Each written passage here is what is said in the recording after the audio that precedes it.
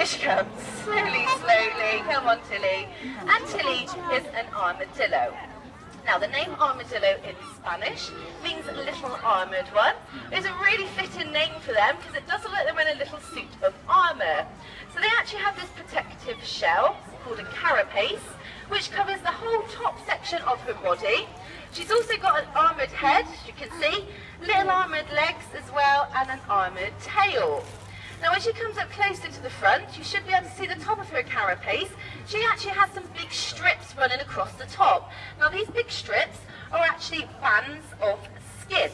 So having bands of skin running across the top of her carapace actually gives the carapace some flexibility. So some of you may have heard that armadillos can curl up into a ball. Well, you're kind of right and kind of wrong. There is actually one species of armadillo that can fully curl up into a ball, and this is called the three-banded armadillo. So Tilly can't curl up into a ball. Tilly's too big.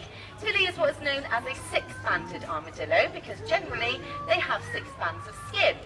So even though she can't curl up completely, she can kind of curl up into a half-moon shape.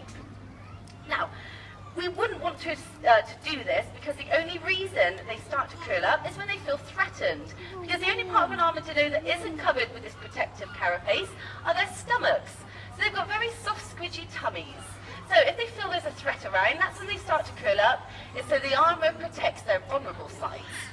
So as well as being able to curl up into a half-moon shape, another way she prevents predators from getting to her stomach is by flattening herself out right down to the ground. She does do this occasionally, and she's really hard to move. She just lays down right like an anchor, really, and that prevents predators, again, getting to her stomach. And other things she has to avoid predators catching her, if you have a look at Tilly as she walks around, it looks like she's walking on her tippy toes. She's actually walking on the points of her claws face downwards. You're going to push it over, Tills. Big push. Can we do it? Well done. Right, guys, do you want to just sit down to me? That's it. The people behind you might not be able to see. That's brilliant. So you can see she's walking on the points of her claws. Having her claws face downwards gives a good grip. Go on, Tilly. Big push. Well done. And having her claws face down with the grip means she can run really quick, even on loose substrate, things like sand and loose soil. So she can run away from predators. They can also swim as well. If they come across a river, they'll jump in the river, swim across it. Last one, we're going to do the last one. Full house today. Go on, Tilly, well done. Good bridging, everyone. Fantastic training. Brilliant. So she'll jump into a river, swim across it. Now, not just this, armadillos can also sink themselves in the river, right down onto the riverbed. So right on the bottom, once they're on the bottom, they'll actually run across the bottom of the river.